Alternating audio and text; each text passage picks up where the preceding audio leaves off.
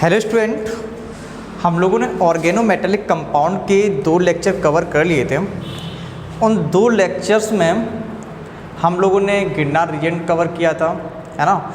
Girnar reagent की chemical properties को cover किया था और गिरनार रिएजेंट के सिंथेटिक इम्पोर्टेंस को कवर किया था। लास्ट लेक्चर में मैंने गिरनार रिएजेंट का सिंथेटिक इम्पोर्टेंस पढ़ाया था। उसमें से बहुत सारे सिंथेटिक इम्पोर्टेंस कवर कर लिए थे, कुछ सिंथेटिक इम्पोर्टेंस रह गए थे गिरनार रिएजेंट के, तो हम इस लेक्चर में कवर करते हैं, ठीक है। तो गिरनार रिएजेंट के सिंथेटिक इम्पोर्टेंस में नेक्स्ट जो आपका गिरनार रिएजेंट का सिंथेटिक इम्पोर्टेंस है, formation of ether. Formation of ether आपसे कहा जाएगा गिरनार रिएजेंट की हेल्प से आप ईथर का फॉर्मेशन कीजिए, ठीक है। तो हम जब फॉर्मेशन करते हैं ईथर का, तो उसके लिए क्लोरोमिथाइल ईथर लेते हैं। क्लोरोमिथाइल ईथर लेते हैं। क्लोरोमिथाइल ईथर की गिरनार रिएजेंट से रिएक्शन कराते हैं RMgX। गिरनार रिएजेंट होता है ये।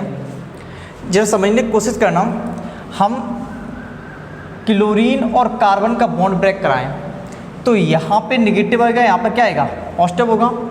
ये बॉन्ड कैसे ब्रेक होता है, R निगेटिव और MgX पॉजिटिव। ये कहाँ जाएगा, यहाँ पे जाएगा।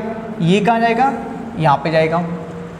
देखो, क्लोरीन की इलेक्ट्रॉनिटी हाई है, कार्बन की लो है, तो कार्बन पर पॉजिटिव आएगा, क्लोरीन पर निगेटिव आएगा। R पर निगेटिव, MgX पर पॉजिटिव। R माइनस कहाँ जाएगा, पॉजिटिव के पास, Cl कहाँ जाएगा, Mg के पास। तो क्या बनेगा, CH3 ऑक्सीजन CH2R। R कोई एल्काइल या फिर एराइल ग्रुप हो सकता है। उसके बाद मैग्नीशियम से X जुड़ा, ये कोई हेलोजन जुड़ा है और Cl यहाँ पर जुड़ जाएगा।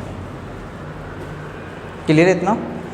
अगर हम ये कहें, आपसे पूछा जाए एग्जाम में, गिरनार रिएजेंट से आपको इथाइल मिथाइल ईथर बनाना है, किस तरीके से बनाएंगे आप।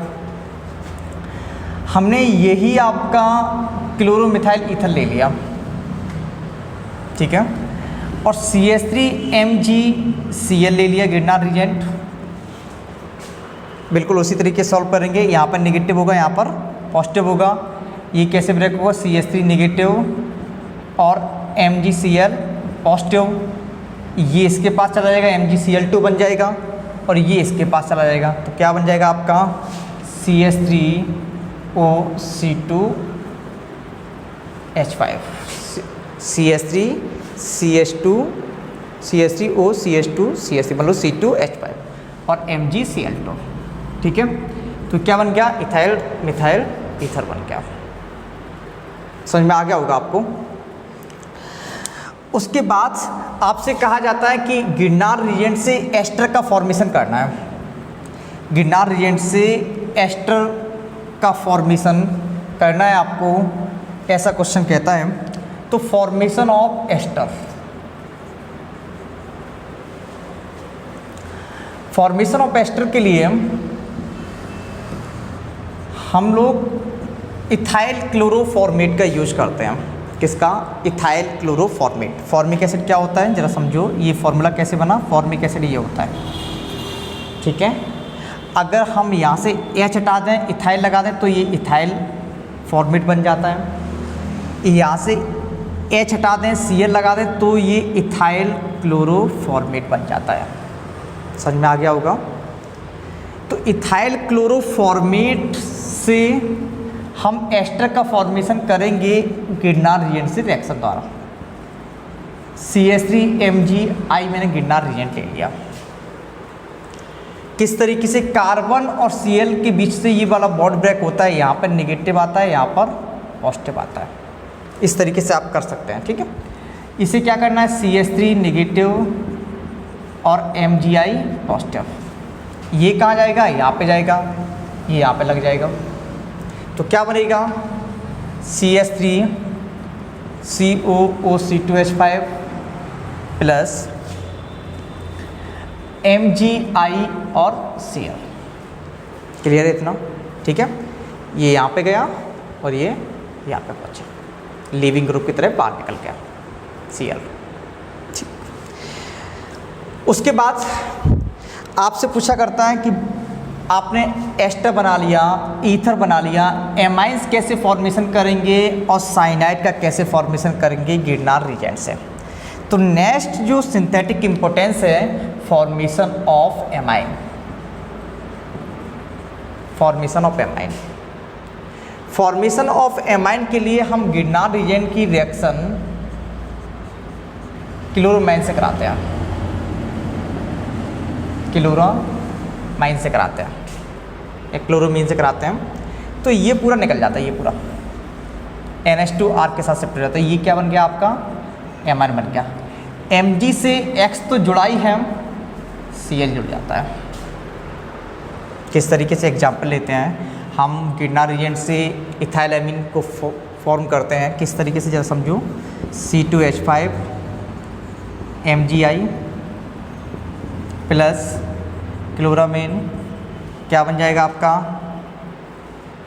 निकल जाएगा ये। तो C2H5 NH2 प्लस Mg से I तो जुड़ा ही है और Cl जुड़ जाएगा, इथाइल एमाइन का फॉर्मेशन हो जाता है। ठीक है, इस तरीके से आप प्रोपाइल एमाइन भी फॉर्म कर सकते हैं, इथाइल एमाइन भी फॉर्म कर सकते हैं, कोई भी एमाइन आप फॉर्म कर सकते हैं। ठीक है, अब हम फॉर्म करते हैं cyanide, formation of cyanide, formation of cyanide. जब हम गिरनार रीजेंट की रिएक्शन साइनोजन क्लोराइड से कराते हैं तो साइनाइड का फॉर्मेशन होता है। जरा समझो साइनोजन क्लोराइड का फॉर्मूला क्या होता है, जरा देखो। ClCN साइनोजन क्लोराइड, ये पूरा रिमूव होगा, Cn यहाँ पर ऐड होगा, RCN प्लस Mg से X जुड़ा था, Cl ऐड हो जाएगा इस तरीके से। कैसे देखो, अगर हमें ऐसा कुछ दिया जाए Girnar reagent C2H5 MgI ClCN, तो ये पूरा रिमूव हो जाएगा, MgClI और Cn यहाँ पर C2H5CN ethyl cyanide plus MgI and Cl। Okay, समझ में आ गया होगा आपको। उसके बाद एक और मोस्ट रिएक्शन होती है, आपसे कहा जाता है गिरनार रीजेंट से टेट्रा इथाइल लेड का कैसे फॉर्मेशन करेंगे, टेल का formation of TEL, tetra ethyl lead, TEL, tetra ethyl lead most है, ये आपके एग्जाम में आ जाता है टेल। जैसे समझो आप, जब हम इथाइल मैग्नीशियम क्लोराइड की रिएक्शन PbCl2 से कराते हैं तो टेट्रा इथाइल लेड का फॉर्मेशन होता है प्लस Pb का फॉर्मेशन होता है प्लस MgCl2 का फॉर्मेशन होता है। आप यहाँ पर I भी ले सकते हैं, तो यहाँ पर MgClI का फॉर्मेशन होगा, आप बैलेंस कर लेना। इसे जरा समझते हैं ये होती कैसे है, मेमोराइज किस तरीके से करेंगे इस रिएक्शन को। देखो, आपको ये पता है जो लेड होता है, Pb जो होता है फोर्थ ग्रुप का एलिमेंट है, और फोर्थ ग्रुप में दो प्रकार की बैलेंसी पाई जाती हैं। लेड की जो दो प्रकार की बैलेंसी पाई जाती हैं, Pb+2 एंड Pb+4। Pb+2 जो होता है ये Pb+2 कन्वर्ट हो जाता है Pb में, ठीक है, और ये जो कन्वर्ट हो जाता है लेड में, टेट्राइथाइल लेड में कन्वर्ट हो जाता है, टेट्राइथाइल लेड, ठीक है। Pb+2 Pb में लेड में, और ये Pb+4 टेट्राइथाइल लेड में कन्वर्ट हो जाया करता है। माइंड में सेव रखेंगे आप किस तरीके से बैलेंस, किस तरीके से रिएक्शन होती है, टेट्राइथाइल लेड बनता है और Pb और MgCl2 रिएक्शन को बैलेंस आप लोग कर लेंगे, ठीक है।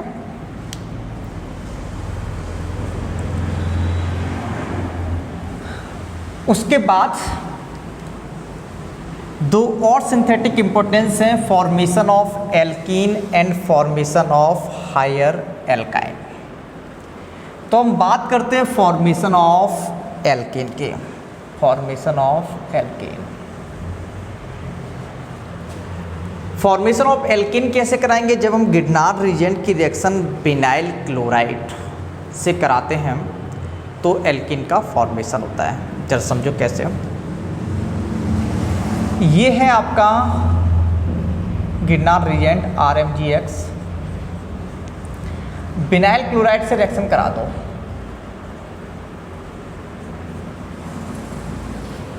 विनाइल क्लोराइड है, आप जानते हैं डबल बॉन्डेड कार्बन क्या होता है, विनाइल कार्बन होता है, Cl लग गया, विनाइल क्लोराइड हो गया।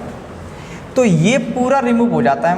अभी बहुत सारी रिएक्शन देखी है आपने, और R यहाँ पे लग जाता है, मतलब क्या बन जाएगा, RCH डबल बॉन्ड CH, ये क्या बन गया आपका, एल्कीन बन गया, plus MgClX।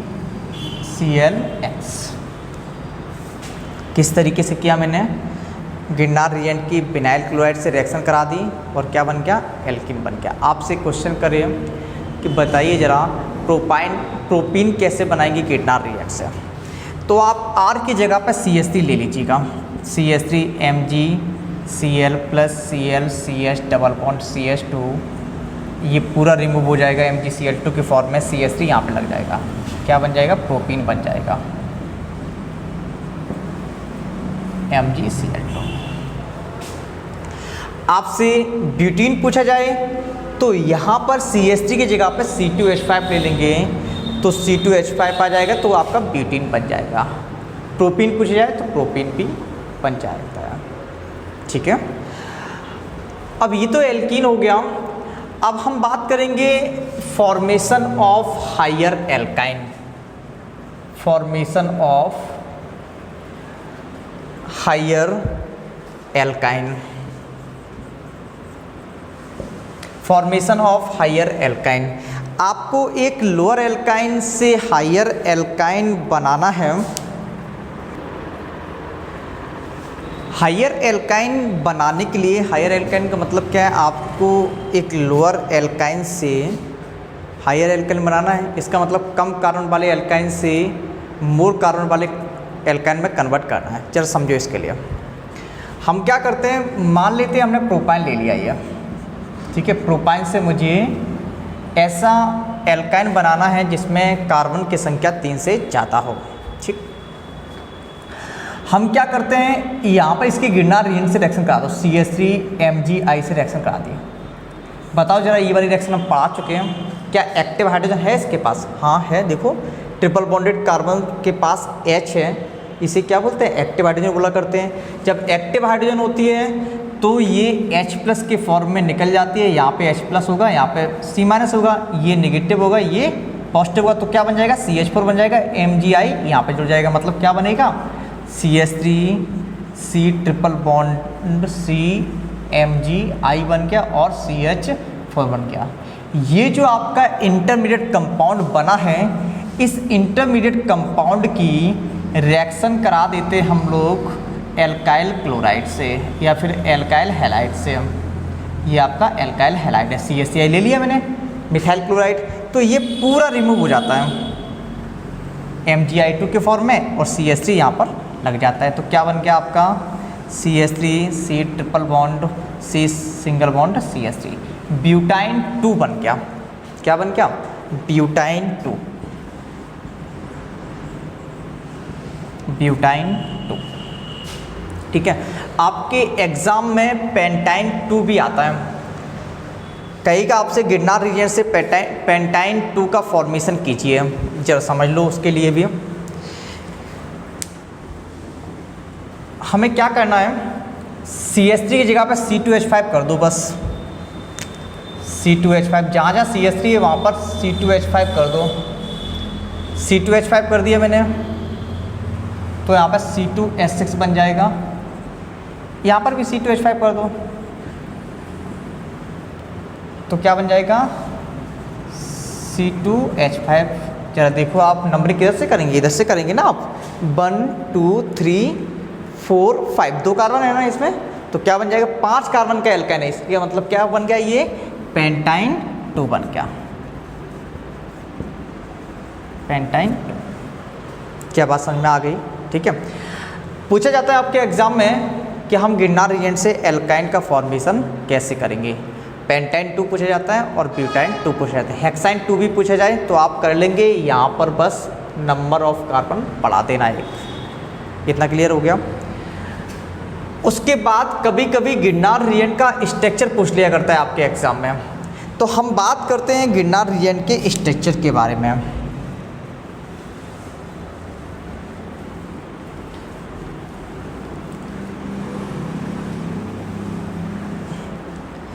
Structure of Girnar reagent.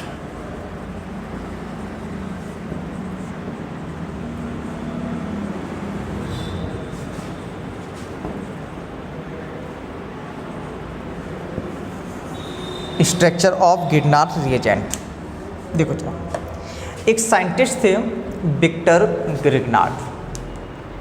उन्होंने बताया कि गिरनार रिएजेंट को RMgX द्वारा रिप्रेजेंट करते हैं, ठीक है।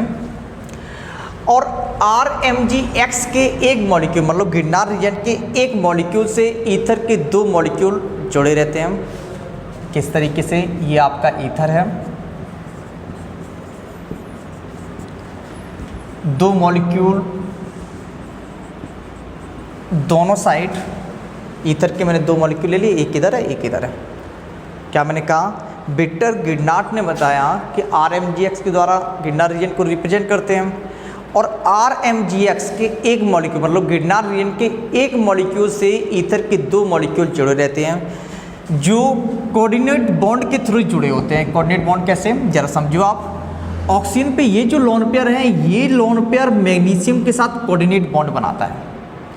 ये जो लोन पेयर है मैग्नीशियम के साथ कोऑर्डिनेट बॉन्ड बनाता है। किस तरीके से माइंड में रखेंगे? 2 कोऑर्डिनेट बॉन्ड कैसे बनेंगे? आपको ये पता है मैग्नीशियम सेकंड ए ग्रुप का एलिमेंट है, मैग्नीशियम, ठीक है। अगर सेकंड ए ग्रुप का एलिमेंट है तो ये यहाँ से 2 इलेक्ट्रॉन निकाल सकता है और Mg+2 बना सकता है, ठीक। तो आप समझ सकते हैं यहाँ पर क्या बन सकता है? Mg+2 बन सकता है। Mg+2 बन सकता है तो एक प्लस क्या करेगा? ऑक्सीजन के एक लोन पेयर के साथ कोऑर्डिनेट बॉन्ड बनाएगा, और इसी तरीके से ये जो लोन पेयर है मैग्नीशियम के एक और प्लस के साथ कोऑर्डिनेट बॉन्ड बना लेगा, ठीक है। आपकी मेमोरी में सेव करने के लिए ये था। सिंपल सी लैंग्वेज में ये याद रखना है कि जो गिरनार रिएजेंट होता है उससे 2 ईथर के मॉलिक्यूल जुड़े रहते हैं, और जो ईथर के मॉलिक्यूल जुड़े होते हैं वो कोऑर्डिनेट बॉन्ड के थ्रू जुड़ते हैं। ऑक्सीजन का एक लोन पेयर जो होता है, ऑक्सीजन का एक लोन पेयर मैग्नीशियम के साथ कोऑर्डिनेट बॉन्ड बनाता है। इसी तरीके से ईथर के ऑक्सीजन का, दूसरे ईथर के ऑक्सीजन का लोन पेयर भी मैग्नीशियम के साथ कोऑर्डिनेट बॉन्ड बनाता है। समझ में आ गया होगा? गिरनार रिएजेंट का इतना स्ट्रक्चर में इतना ही लिखना है, बस काफ़ी है। हम लोगों ने गिरनार रिएजेंट को कंप्लीट कर लिया है। अब हम नेक्स्ट लेक्चर में ऑर्गेनोलिथियम कंपाउंड को कवर करेंगे। बिल्कुल गिरनार रिएजेंट जैसा ही है। अगर आपने गिरनार रिएजेंट को अच्छे से समझा है, अच्छे से किया है, तो ऑर्गेनोलिथियम कंपाउंड बहुत आसान होगा आपको।